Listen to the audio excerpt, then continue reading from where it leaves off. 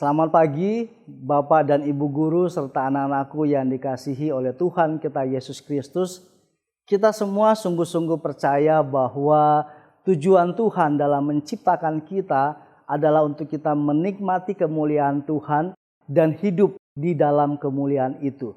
Dan kita sungguh-sungguh percaya bahwa salah satu cara untuk kita hidup di dalam kemuliaan Tuhan itu adalah di dalam persekutuan kita dengan Tuhan melalui puji-pujian, penyembahan, dan firman Tuhan. Oleh karena itu, sebelum kita akan memulai akan chapel kita pada pagi hari ini, sebelum kita akan memuji, memuliakan Tuhan dan mendengarkan firman Tuhan, mari bersama-sama kita serahkan ibadah chapel kita ini di dalam tangan pengasihan Tuhan. Mari kita bersatu hati, kita berdoa. Ya Tuhan Allah Bapa kami yang bertahta dalam kerajaan surga, kami sungguh-sungguh bersyukur atas pemeliharaan, atas kasih dan berkat-Mu dalam kehidupan kami.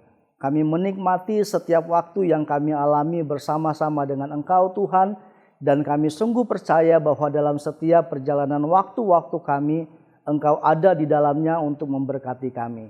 Ya Tuhan, kami berdoa menyerahkan juga chapel kami pada hari ini, kiranya Engkau menolong kami mengalami Engkau dan membuat kami berjumpa secara pribadi dengan Engkau melalui puji-pujian, penyembahan, dan melalui firman Tuhan. Oleh karena itu ya Tuhan, kiranya Engkau mempersiapkan kami semuanya untuk menikmati seluruh berkat rohani yang akan Engkau berikan kepada kami melalui ibadah kami di saat hari ini. Terima kasih ya Tuhan, kami menyerahkan chapel ini dari awal, pertengahan hingga akhirnya di dalam penyertaan Tuhan. Di dalam nama Tuhan kami Yesus Kristus, kami berdoa dan bersyukur kepadamu. Amin.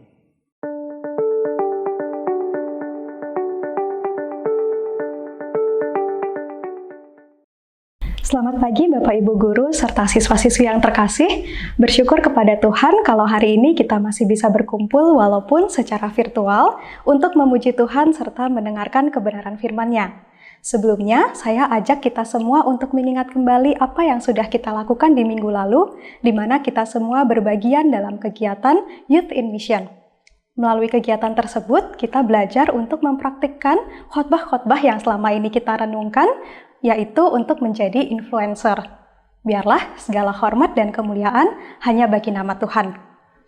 Mari kita siapkan hati dan pikiran kita untuk mengikuti ibadah pada hari ini. Kita satu dalam doa. Bapa di surga, bersyukur karena penyertaan Tuhan yang tidak pernah berhenti dalam kehidupan kami. Saat ini kami akan memulai ibadah ini, biarlah Engkau jaga hati dan pikiran kami untuk benar-benar sungguh-sungguh mengikuti ibadah ini dari awal hingga akhir. Kiranya Tuhan menjaga kami dan menjauhkan dari gangguan-gangguan yang membuat kami tidak fokus dalam beribadah. Kami serahkan waktu ibadah ke depan ke dalam tangan kuasa Tuhan. Dalam nama Tuhan Yesus kami sudah berdoa dan bersyukur. Amin.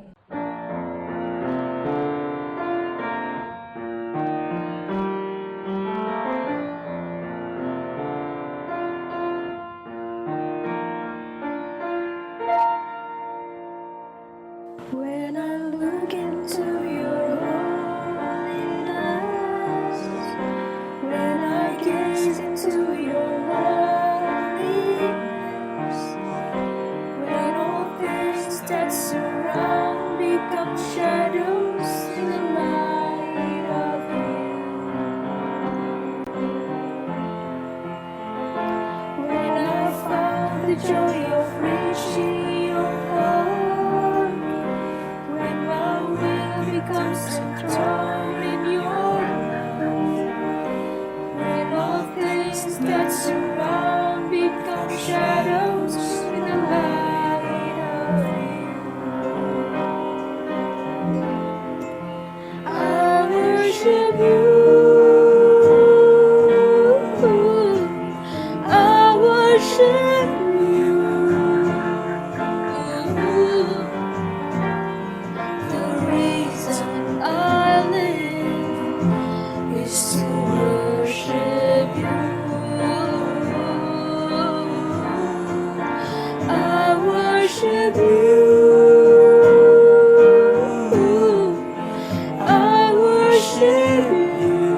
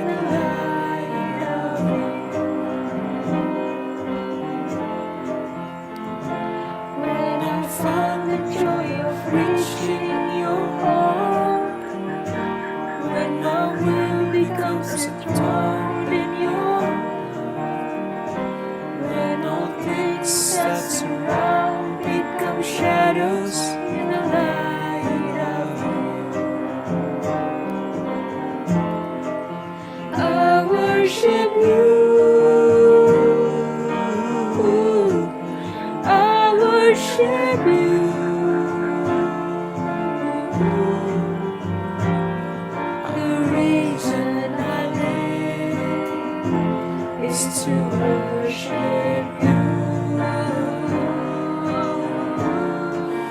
I worship you. I worship you.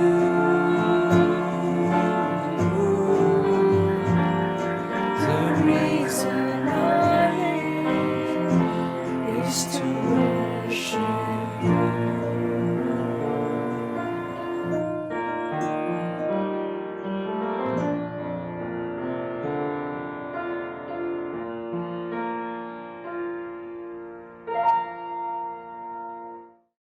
Tentu kita semua rindu untuk dipakai Tuhan lebih lagi menjadi alatnya.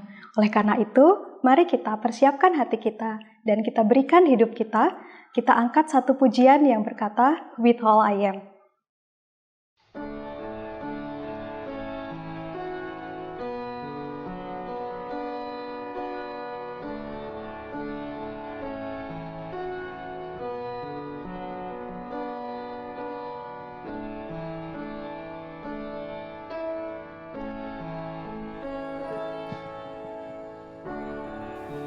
To your hand I commit again with all I am for you, Lord. You hold my world in the palm of your hand, and I am yours forever.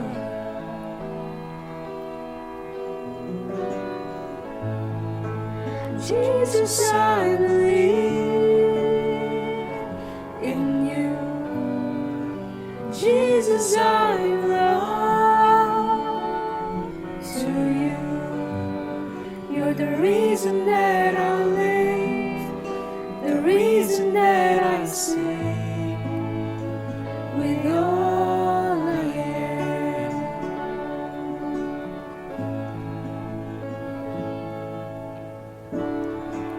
I'll walk with you wherever you go, through tears and joy. I'll trust in you, and I will live in all of your ways. Your promises forever.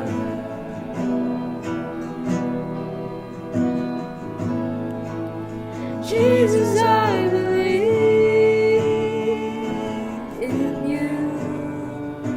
Jesus, I belong to you. You're the reason that I live, the reason that I sing. Jesus, I believe in you. Jesus, I belong to you. You're the reason that I live, the reason that I sing with all I am.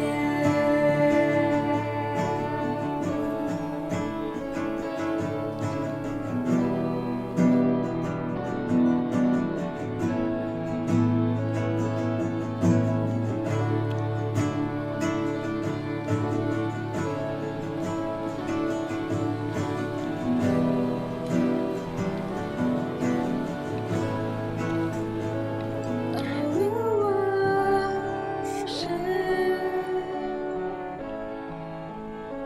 I will worship you. I will worship. I will worship you. I will worship. I will worship you. I will worship. I will worship you. I will worship.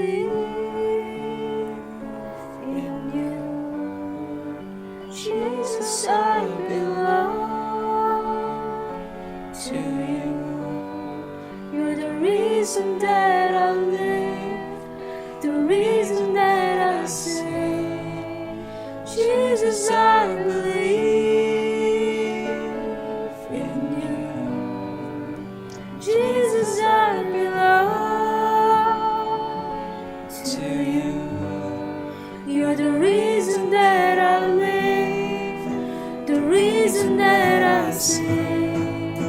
Jesus, I believe in you. Jesus, I belong to you. You're the reason that I live, the reason that I sing. With all I am.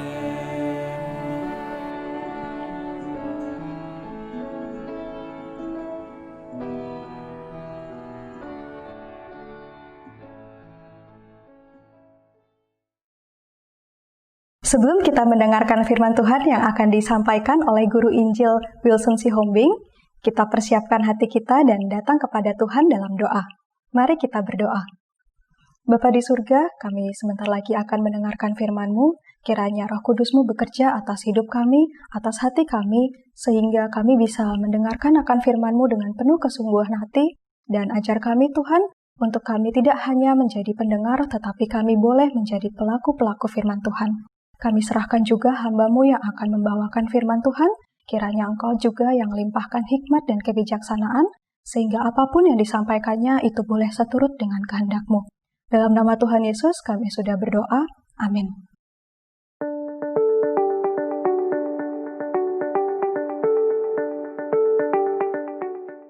Shalom, perkenalkan nama saya Wilson Jamaril 19 Asrio Sihombing, dan saat ini saya melayani di GKY Gereja Kristus Yesus Jemaat Greenfield. Saya bersyukur pada Tuhan berikan kesempatan untuk memberitakan firman Tuhan pada hari ini. Mari kita tundukkan kepala, kita berdoa, mohon pertolongan Tuhan. Bapa kami yang di surga, kami datang kepadamu berdoa mohon belas kasihan-Mu, biar kiranya Engkau yang memimpin kami, untuk kami boleh mendengar suara-Mu lewat khotbah pada hari ini. Berkati kami juga agar kami boleh mengerti isi hati-Mu dan taat pada apa yang Engkau mau. Dan biar lewat semua ini, kami boleh bertumbuh makin hari, makin menyenangkan Tuhan, makin serupa Kristus, makin memuliakan Tuhan. Tuhan, kami percaya Engkau ada bersama dengan kami di tempat kami masing-masing. Biar kiranya Engkau sekali lagi menyatakan kuasa-Mu yang mengubah hidup kami lewat kebenaran firman-Mu. Demi nama Tuhan Yesus kami berdoa. Amin. Saudara, hari ini kita akan sama-sama belajar satu kebenaran firman Tuhan dari 1 Timotius pasal yang keempat, ayat yang ke-16. 1 Timotius pasal yang keempat, ayat yang ke-16. Tema pada hari ini adalah Christian Influencer, Watch Your Life. Influencer Kristen, perhatikan hidupmu baik-baik. 1 Timotius pasal yang keempat, ayat yang ke-16. Demikian firman Tuhan.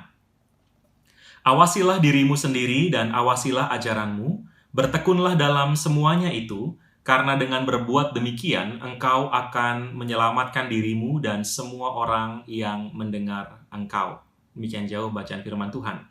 Saudara, satu ketika pada waktu saya masih melayani sebagai pembina komisi remaja, saudara-saudara, ada satu waktu di mana seorang anak, sebut saja si B ini, dia minta izin sama saya untuk ke toilet, lalu kemudian saya izinkan dia ke toilet, dan setelah itu baru dia datang lagi. Tapi masalahnya adalah dia datang setelah ibadah nyanyi-nyanyi puji Tuhan selesai. Lalu kemudian pada waktu mau masuk khotbah, dia baru datang, begitu. So, awalnya saya berasa bahwa ya mungkin dia ada satu masalah kali ya, sampai dia harus ke toilet segitu lamanya. Tapi kejadian itu berulang, saudara. Bukan cuma 1-2 kali, tetapi beberapa kali. Dan kemudian saya temukan dia selalu mengerjakan yang seperti itu kalau si A pimpin pujian. Jadi kalau si A tidak pimpin pujian, maka dia tidak akan keluar ke toilet. Tapi kalau si A pimpin pujian, maka dia akan pergi ke toilet. Saudara, pada waktu saya mulai menyadari hal itu, saya tentu merasa ada yang aneh, ada yang salah. Lalu saya mulai bertanya kepada si B, setelah beberapa kali kami ngobrol, dia baru terbuka dan dia baru bicara kepada saya. Dan dia katakan bahwa bagaimana mungkin saya bisa menyembah Tuhan, bagaimana mungkin saya bisa memuji Tuhan, mendengar, percaya, belajar, menyembah Allah yang kudus, Allah yang baik, Allah yang mencintai saya, Allah yang menginginkan kita hidup benar di hadapan Tuhan, kalau yang pimpin pujiannya adalah orang yang ngebully dia. Kalau yang pimpin pujian adalah orang yang sering menghina, menertawakan, bikin joke tentang dia, dan sampai semua orang tertawakan dia juga di sekolah, maka bagaimana mungkin saya bisa untuk memuji Tuhan waktu dia pimpin puji-pujian? Saudara, saya kaget. Saya nggak menyangka dia punya kepahitan sebegitu rupa kepada si A. Saya panggil si A, saya tanya, saya konfirmasi betul atau tidak, dan si A mengaku betul.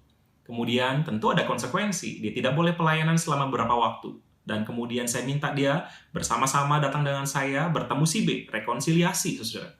Saudara, ketika sudah rekonsiliasi, kehidupan mereka berdua sudah berdamai, begitu ya, walaupun memang luka itu belum langsung sembuh secara cepat, tetapi saudara, ada satu pelajaran penting di situ.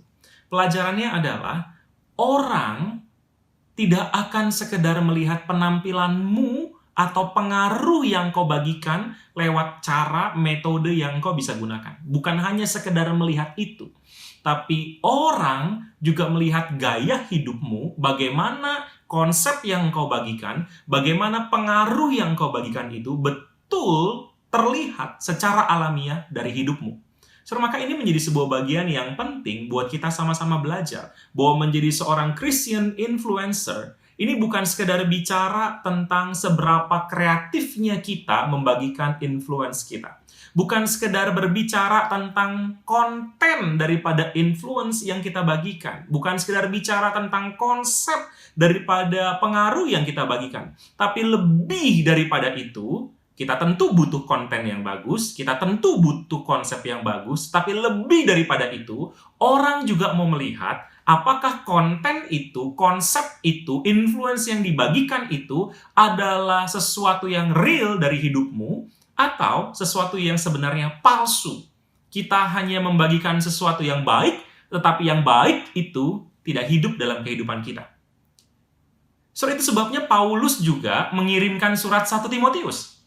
So, kalau membaca surat 1 Timotius, kita akan menemukan ada begitu banyak nasihat praktis yang Paulus ajarkan kepada Timotius. Saudara, Timotius adalah seorang yang begitu muda, yang ketika Paulus mengutus dia menjadi gembala di gereja di Efesus, saudara, dia dalam kondisi yang bukan seorang rasul yang super, bukan seorang yang luar biasa hebat, dia masih begitu muda, dia sedang belajar juga tentang kekristenan, tapi di tengah-tengah kemudaannya, di tengah ketidakberpengalamannya dia, saudara, Tuhan mengutus dia untuk menjadi gembala di gereja Efesus. Dan itu adalah sebuah hal yang buat saya sangat menarik.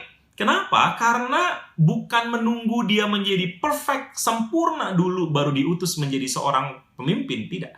Tapi dalam kemudahan, di dalam kelemahan, dalam kondisinya yang memang masih belajar, Tuhan tetap mau pakai dia. Dan saya rasa ini menjadi hal yang menarik buat saudara. Teman-teman yang juga masih dalam tahap belajar, teman-teman yang belum sempurna, teman-teman yang belum sampai hebat-hebat banget, tapi Tuhan mau pakai teman-teman untuk memberikan pengaruh kepada orang-orang yang Tuhan percayakan ada dalam kehidupan teman-teman. Saudara, kalau kita kembali kepada kitab Timotius, kalau kita membaca kitab Timotius, saudara, kita akan menemukan di sana pasal 1, Paulus mengajarkan Timotius atau Paulus mengutus Timotius untuk menasehati orang-orang yang mengajarkan ajaran lain supaya mereka berhenti mengajarkan ajaran sesat itu. Paulus juga kemudian berkata kepada Timotius untuk menertibkan ibadah bersama supaya orang-orang ketika beribadah bersama, baik pria, baik wanita, saudara, mereka bisa ngerti peran mereka masing-masing. Kemudian Paulus juga mengajar Timotius untuk bagaimana caranya memilih penatua majelis yang baik di gereja.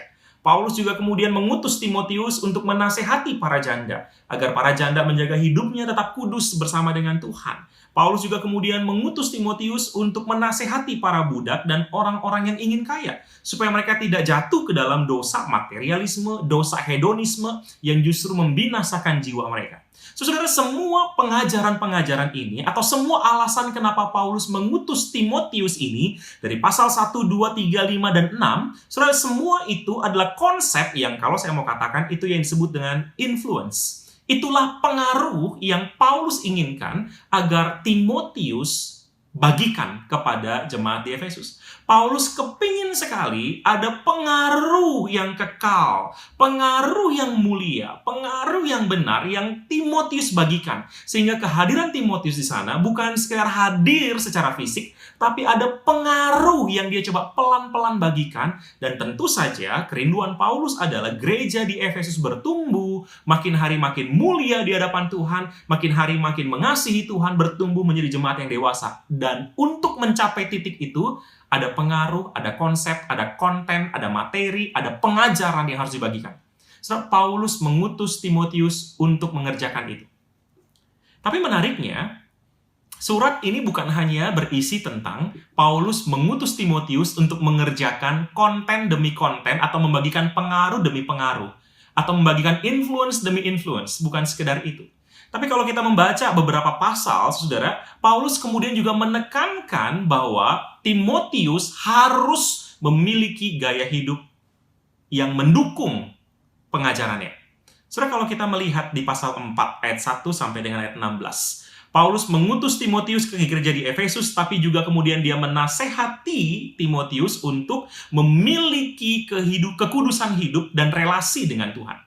Kemudian di pasal 5 ayat 1 sampai 7, Paulus juga kemudian mengajar Timotius untuk menasehati para janda, tapi juga memiliki hidup yang menghormati orang yang lebih tua dan menghormati para janda tersebut. Setelah kemudian di pasal 5 ayat 17 sampai 25, Paulus juga kemudian bukan sekedar mengajar bagaimana memilih penatua, bagaimana memilih majelis, bukan cuma itu, tapi Paulus juga mengajar Timotius untuk menghormati penatua, untuk belajar adil di dalam jemaat. Saudara, maka ini adalah sebuah bagian di mana kita bisa melihat bukan sekedar influence yang mau dibagikan, tetapi Paulus juga menekankan di surat 1 Timotius bagaimana gaya hidup seorang influencer. Gaya hidup seorang influencer yang boleh membagikan influence yang baik, tetapi juga memiliki gaya hidup yang mendukung, yang menopang pengaruh yang dibagikan. Itu sebabnya Paulus kepengen sekali Timotius punya gaya hidup yang kudus, gaya hidup yang dekat dengan Tuhan, gaya hidup yang menghormati orang lain, gaya hidup yang penuh dengan kasih, gaya hidup yang penuh dengan keadilan, gaya hidup yang benar-benar diperjuangkan untuk tidak bercacat, tidak bercela. Sekalipun kita tahu Timotius tetap manusia biasa. Tapi disinilah ada kerinduan Paulus kepada Timotius untuk dia membagikan pengaruh yang baik, membagikan influence yang baik, dan punya gaya hidup yang menopang influence-nya itu. Saya mengambil hanya satu bagian saja dari sekian banyak nasihat Paulus untuk Timotius tentang bagaimana menjaga gaya hidup seorang influencer.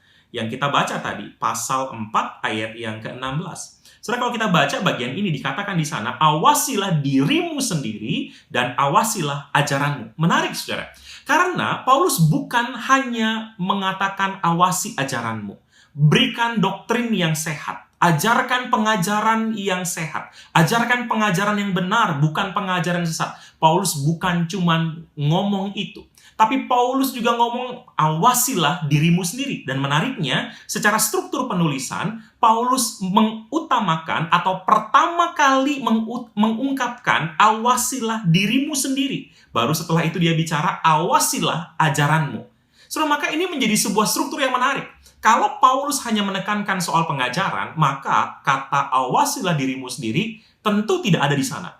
Atau kalau Paulus hanya menekankan soal konten, soal influence, maka tentunya awasilah dirimu sendiri itu bisa ditaruh dalam posisi yang kedua atau posisi berikutnya. Tapi menariknya adalah Paulus punya sebuah konsep yang berbeda. Konsep di mana awasilah dirimu sendiri, awasilah gaya hidupmu, awasilah kehidupanmu menjadi bagian yang penting. Mengapa demikian? Karena saya percaya influence yang real, yang sesungguhnya mengalir bukan dari knowledge seseorang. Mengalir bukan dari informasi yang dibagikan. Sekedar dibagikan. Tidak. Tapi influence yang real, pengaruh yang real itu mengalir keluar dari gaya hidup seseorang. Ketika orang itu menunjukkan sebuah buah roh, menunjukkan buah iman, menunjukkan kehidupan yang betul-betul berintegritas. Saudara, dia tidak berkata-kata banyak pun, gaya hidupnya sudah menjadi influence, sudah menjadi pengaruh yang besar, yang kemudian bisa pelan-pelan mempengaruhi orang lain. Itu sebabnya saya merasa bahwa kenapa Paulus taruh ini di bagian pertama dalam struktur penulisannya. Karena Paulus menyadari influence itu harus terutama mengalir dari awasilah dirimu sendiri. Dari gaya hidupmu yang kudus, yang penuh dengan kasih, yang dekat dengan Tuhan. Dan setelah itu Paulus juga menekankan tentu saja, awasilah ajaranmu.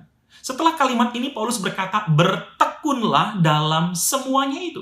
Sudah menarik, karena Paulus bukan cuma sekedar bilang, awasilah dirimu sendiri. Selesai.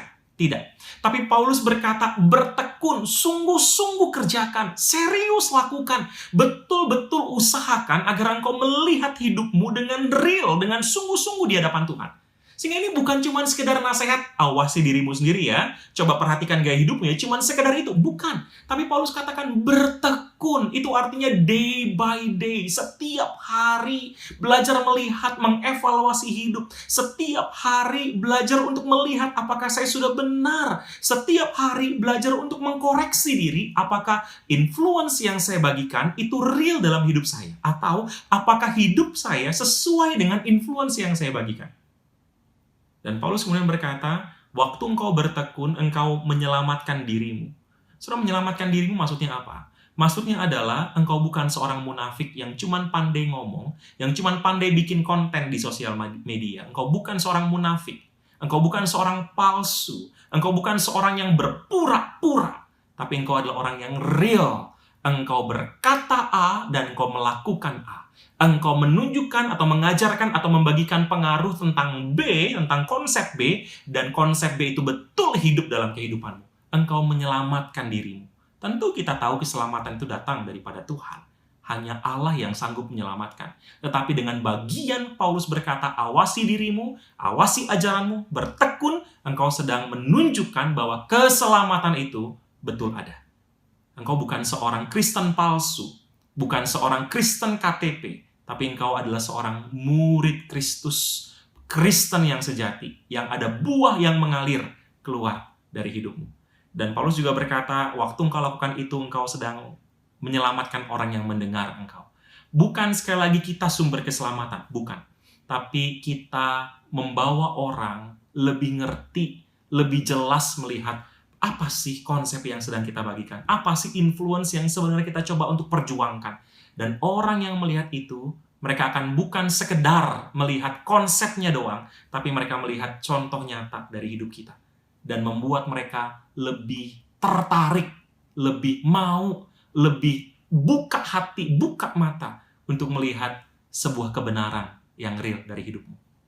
Saudara, maka buat Paulus, ada sebuah power, ada kuasa dari gaya hidup seorang influencer.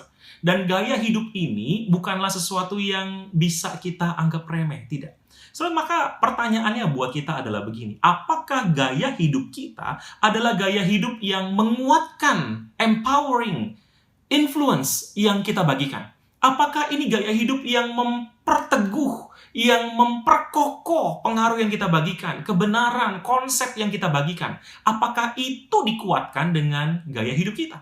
Atau jangan-jangan gaya hidup kita menjadi gaya hidup yang melemahkan pengaruh yang kita bagikan, yang bukannya membuat pengaruh itu, influence itu makin real terlihat, tetapi influence itu justru makin redup. Orang makin berkata, teori, omong kosong. Apakah gaya hidup kita menghasilkan influence yang makin kuat? Atau menghasilkan influence yang makin lemah? Seperti apa gaya hidup kita? Berikutnya, apakah gaya hidup kita menolong orang lain untuk bertumbuh? Membuat mereka makin jelas, makin real, makin clear tentang seperti apa sih hidup dalam kebenaran, seperti apa sih mengasihi, seperti apa sih jangan menyerah, seperti apa sih hidup kudus, seperti apa sih menggunakan waktu sebaik-baiknya. Apakah dari gaya hidup kita, orang bisa melihat hal itu? Atau jangan-jangan orang justru melihat dia penipu, kita penipu, influencer itu penipu, sang Christian influencer itu munafik. Dia cuma pura-pura, dia cuma pakai topeng. Kalau dia sedang membagikan konten, dia kelihatan begitu rohani, kelihatan begitu luar biasa. Tapi setelah dia selesai dari kontennya, dia sebenarnya adalah orang yang ancur-ancuran. Dia ngajarin di dalam kontennya, ayo gunakan waktu sebaik-baiknya. Tapi dia sendiri habiskan waktunya main game. Dia sendiri habiskan waktunya di sosial media, bahkan ngebully orang di sosial media. Dia mengajarkan di kontennya dengan influence-nya, berharap orang lain terpengaruh untuk hidup kudus. Tapi dia sendiri adalah seorang penikmat video pornografi. Dia sendiri mengajar orang lain untuk ayo jangan menyerah, ayo berjuang, ayo komitmen, ayo bersyukur masih bisa sekolah. Tapi dia sendiri ternyata adalah orang yang menyerah, orang yang ancur-ancuran sekolahnya, nggak peduli dengan tanggung jawab. Saudara bisa lihat perbedaannya. Dan orang yang melihat influence yang kau bagikan, ketika dia bertemu dengan gaya hidupmu yang real, yang apa adanya, yang sebenarnya, apakah mereka akan bertumbuh? Atau mereka akan tersakiti, merasa dikhianati, merasa ditipu dengan konten, dengan influence yang kau bagikan di sosial media kah? Atau dengan ceritamu kah? Atau dengan berbagai hal? Yang ketiga, apakah gaya hidup kita memuliakan Allah? Atau gaya hidup kita menghina Allah? Saudara, apakah gaya hidup yang kita miliki dengan influence yang kita bagikan membuat Allah berkenan, membuat Allah bersuka cita, membuat Allah merasa bangga? Saudara, saya pakai kata seperti ini ya. Membuat Allah berkenan, membuat Allah bersuka cita, membuat Allah bangga. Kelihatannya sepertinya ada sesuatu yang bisa mengubah Allah. Tapi saya menggunakan kalimat ini justru untuk menegaskan bahwa Allah itu melihat. Dan pertanyaannya, kalau kita tahu bahwa Allah adalah satu pribadi yang utuh, pribadi yang bisa menunjukkan respons, maka pertanyaannya, respons seperti apa yang akan Allah berikan kepada kita dengan gaya hidup kita?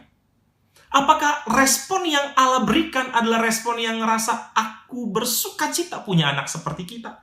Atau respons yang Allah berikan adalah, aduh kenapa sih kamu gitu lagi. Kamu ngajarin orang mesti begini, tapi kenapa gaya hidupmu begitu lagi. Saudara, saya bukan berkata bahwa bersyukurlah kamu yang bukan jadi influencer. Bersyukurlah kamu yang tidak mempunyai sosial media di mana kau pakai buat menjadi influencer. Seolah-olah kalimat ini atau khotbah ini hanya berlaku buat mereka yang menjadi influencer. Bukan itu. Tapi bagian firman Tuhan ini buat kamu, orang Kristen. Karena Allah panggil kamu menjadi terang. Allah panggil kamu menjadi garam. Temanya boleh untuk Christian influencer. Tetapi panggilanmu adalah panggilan jadi terang dan jadi garam. Entah kamu bersikap menjadi influencer di sosial media atau tidak, tapi sebagai terang, sebagai garam, engkau wajib memberikan pengaruh, menghasilkan cahaya karena kamu terang. Menunjukkan jalan yang benar karena kamu terang, ke arah yang benar karena kamu terang, dan memberikan rasa karena kamu garam. Maka ini bukan sekedar sebuah tuntutan buat mereka yang menjadi influencer di sosial media, bukan. Tapi ini adalah sebuah tuntutan buat kamu jadi terang, jadi garam. Apakah gaya hidupmu sudah memuliakan Allah atau gaya hidupmu menghina Allah, menyakiti hati Allah? Seperti apa gaya hidup kita? Maka pertanyaannya kalau demikian, bagaimana kita menjaga hidup kita? Bagaimana kita menjaga gaya hidup kita? Saudara, yang pertama adalah hiduplah di dalam Allah. Saudara, bertekun untuk mengawasi hidup ini tidak mungkin kita jalani di luar dari Allah. Saudara, Tuhan Yesus pernah berkata, tinggallah di dalam aku dan aku di dalam kamu. Karena waktu kamu tinggal di dalam aku, kamu seperti buah, dan Yesus adalah pokok anggurnya. Dan Yesus kemudian juga meneruskan bahwa di luar aku, kamu nggak bisa berbuat apa-apa. Setelah tentu ini adalah sebuah kalimat yang sangat-sangat kuat sekali. Kuat dalam pengertian di luar Yesus kamu nggak bisa buat apa-apa. Mungkin kita yang di luar Yesus berpikir, enggak kok, saya masih buat ini, saya bisa buat itu, saya masih bisa lakukan apapun. Betul, ketika bicara soal sekedar hidup, betul. Tapi kalau kita bertanya, apakah itu yang berarti sebagai hidup? Apakah hidup seperti itu yang memang Allah inginkan? Saudara, kalau kita bertanya lebih dalam, apakah hidup sekedar hidup kalau demikian? Atau kita mau hidup seperti yang Allah inginkan? Dan kalau kita mau hidup seperti yang Allah inginkan, Yesus berkata, engkau nggak bisa berbuat apa-apa, nggak bisa hidup seperti yang Allah inginkan kalau engkau tinggal di luar Yesus. Maka saudara, tinggal di dalam Allah, hidup bersama dengan Allah, hidup berelasi dengan Allah, adalah sebuah persyaratan utama untuk menjaga hidup. Karena cuman Allah yang sanggup menolong kita untuk ngerti kalau kita udah menyimpang, kalau kita udah sesat, kalau kita udah munafik, kalau kita udah pakai topeng. Cuman Allah yang sanggup untuk ingatkan kita. Dan cuma Allah yang sanggup untuk tolong kita berubah. Tanpa Allah, engkau nggak bisa berbuat apa-apa. Dalam pengertian, engkau nggak bisa berubah dari seorang yang pakai topeng menjadi seorang yang real, yang jujur apa adanya. Engkau nggak bisa. Dari seorang yang gaya hidupnya berantakan menjadi orang yang gaya hidupnya memuliakan Tuhan. Tanpa Allah, engkau nggak bisa. Yang kedua, saudara, kita bukan cuma diminta untuk hidup bersama dengan Allah. Tapi yang kedua, kita juga diminta untuk honest to yourself. Saudara, Paulus berkata, awasi dirimu sendiri. Itu artinya engkau lihat baik-baik, engkau lihat terus-menerus. Dan bagaimana yang engkau lihat itu bisa berefek buat dirimu kalau engkau nggak jujur pada dirimu sendiri. Seperti halnya engkau berkaca dan engkau melihat di kaca itu ada sesuatu yang salah. Mungkin ada bekas makanan ketinggalan, mungkin ada kotoran yang nempel, tapi engkau nggak jujur berkata bahwa ada yang nempel di mukamu, ada yang kotoran di mukamu, dan engkau nggak jujur. Maka percuma engkau awasi terus-menerus kalau engkau nggak jujur. Engkau mengawasi, engkau bertekun, engkau lihat gaya hidupmu hanya akan berdampak waktu engkau jujur. Waktu engkau lihat mulutmu berkata A, tetapi tingkah lakumu B, berlawanan. Kalau engkau nggak jujur bahwa engkau sedang hidup munafik, maka engkau nggak bisa berubah. Engkau nggak bisa. Hanya waktu engkau hidup bersama dengan Allah, dan engkau jujur pada dirimu sendiri, kekuatan dari Allah itu akan dinyatakan. Yang ketiga, saudara, bukan hanya kita hidup bersama dengan Allah, bukan hanya kita jujur pada diri sendiri, tapi yang ketiga, gimana caranya untuk kita jaga hidup baik-baik? Yang ketiga adalah cari pertolongan orang lain. Soalnya kita nggak bisa hidup membenahi diri ini hanya dengan kekuatan kita. Kita butuh Tuhan, betul sekali. Tapi Tuhan juga mengingatkan kita bahwa kita ada di dalam satu komunitas tubuh Kristus namanya. Saudara, maka ketika Tuhan sudah membawa kita kepada tubuh Kristus, kita punya saudara, saudara, maka itu artinya kehidupan pertumbuhan rohani kita nggak mungkin kita kerjakan sendirian. Tidak ada seorang Kristen yang bisa serupa dengan Kristus sendirian. Tidak ada, saudara.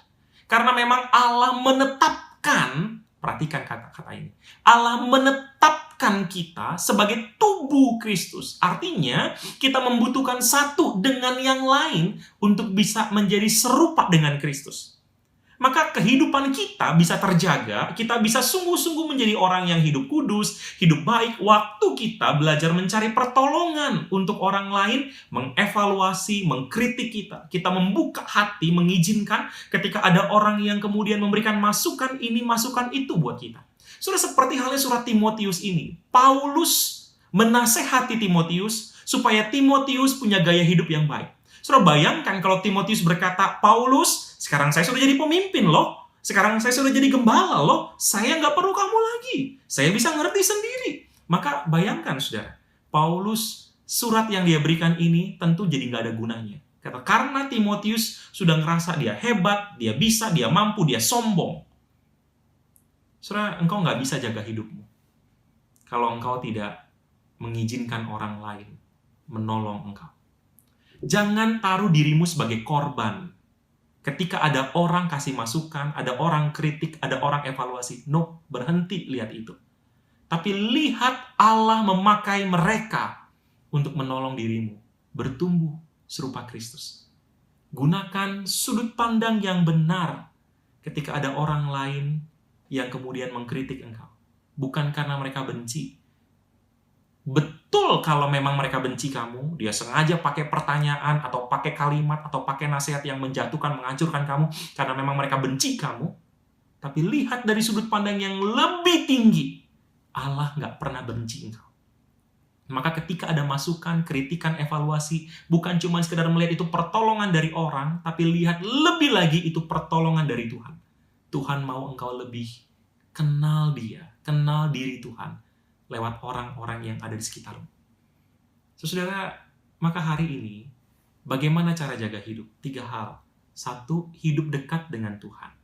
Yang kedua, jujur pada dirimu sendiri.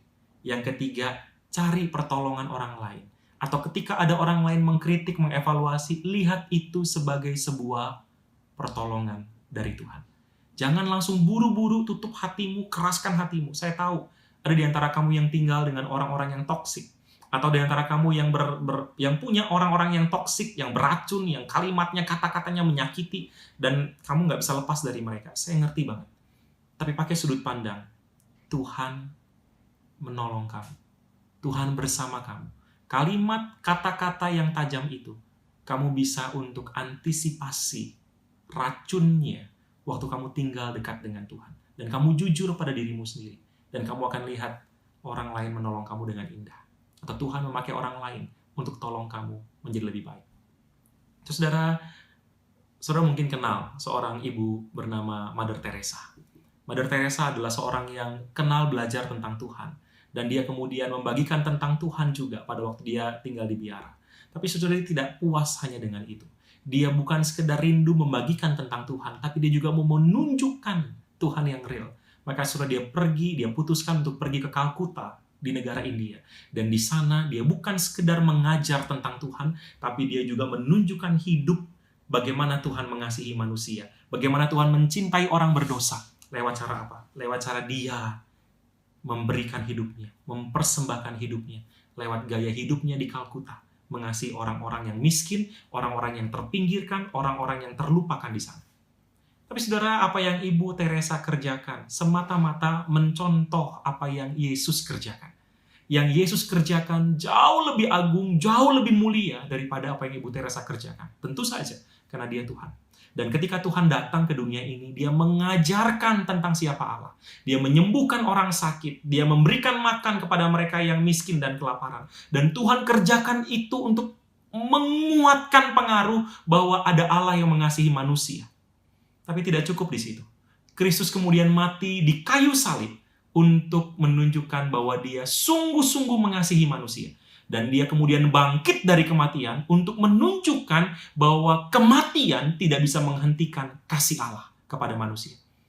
Maka hari ini, di tengah kondisimu yang mungkin hidup berantakan, di tengah kondisimu yang sedang berjuang untuk hidup kudus, di tengah kondisimu yang sedang berjalan di jalan yang Tuhan memang kehendaki, kondisi seperti apa yang kau jalani sekarang? Satu berita yang saya mau katakan, Kristus mengasihimu. Kristus tahu kelemahan, dan dia tetap setia kepada engkau. Dia mau engkau hidup makin baik. Dia mau engkau hidup makin mulia. Dia mau agar gaya hidupmu makin menyenangkan hatinya. Tapi dia tidak membiarkan engkau sendirian berjuang untuk hal itu. Kristus mengasihimu, dan dia mati, bangkit buat engkau. Maukah hari ini engkau datang kepada Kristus dan berkata, ini aku Tuhan. Aku berantakan. Gaya hidupku berantakan. Aku nggak mengawasi hidupku baik-baik. Aku mungkin punya banyak konten yang baik di sosial media. Tapi aku tidak real. Aku munafik. Maukah hari ini kau datang kepada Kristus? Dan kau minta Tuhan sekali lagi ubah hidupmu. Ubah hatimu. Mari sama-sama kita berdoa. Bapa di surga, kami datang memohon belas kasihan-Mu. Meminta pertolongan-Mu. Agar kami, anak-anak-Mu, dalam segala kelemahan kami boleh sungguh hidup seperti apa yang Tuhan mau. Dan kami sungguh berdoa mohon anugerah Tuhan. Kami nggak sanggup berjuang sendirian. Kami butuh Tuhan. Maka biarlah Tuhan Yesus, Engkau yang sudah mati dan bangkit buat kami. Engkau menolong kami untuk kami boleh sungguh punya hidup yang kami perhatikan baik-baik. Dan hidup yang kami perjuangkan. Karena ada anugerah keselamatan yang besar. Karena darah Kristus sudah tercurah untuk menebus dosa kami. Terima kasih Tuhan. Kami persembahkan hidup kami sekali lagi kepada Tuhan. Kiranya Tuhan yang dimuliakan lewat hidup kami. Demi nama Yesus kami berdoa. Amin. Pemberitaan firman Tuhan sampai di sini. Tuhan Yesus memberkati setiap kita. Bapak Ibu Guru serta anak-anakku yang dikasihi oleh Tuhan kita Yesus Kristus. Kita telah mendengarkan firman Tuhan. Dan kita telah menikmati berkat-berkat rohani melalui ibadah chapel kita pada pagi hari ini. Kita percaya bahwa kekuatan dari Tuhan akan menyertai dan menolong kita. Oleh karena itu, Mari kita akan lanjutkan aktivitas kita pada sepanjang hari ini dan kita akan membawa serta berkat Tuhan dalam kehidupan kita. Mari kita berdoa. Kiranya damai sejahtera dari Allah Bapa Sang Pengasih yang kasih-Nya begitu besar hadir melalui Putra Tunggal-Nya Tuhan kami Yesus Kristus Sang Penebus dan menjadi utuh hadir dalam kehidupan kami melalui penyertaan materai Roh Allah yang kudus. Kami datang kepadamu ya Tuhan mengucap syukur untuk pengasihan-Mu dan kami memohon berkat Tuhan kepada kami untuk kami melaksanakan aktivitas kami di sepanjang hari ini. Kiranya berkat penyertaan, kasih dan damai sejahtera dari Allah Bapa, Putra dan Roh Kudus menyertai kami sekalian mulai dari hari ini, besok dan sampai selama-lamanya. Amin.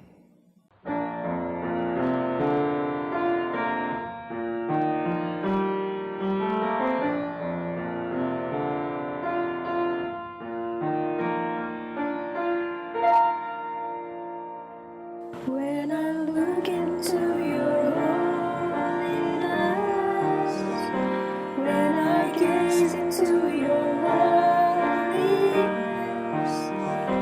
when all things that surround become shadows in the light of you, when I found the joy of reaching your heart, when my will becomes torn in your love, when all things that surround become shadows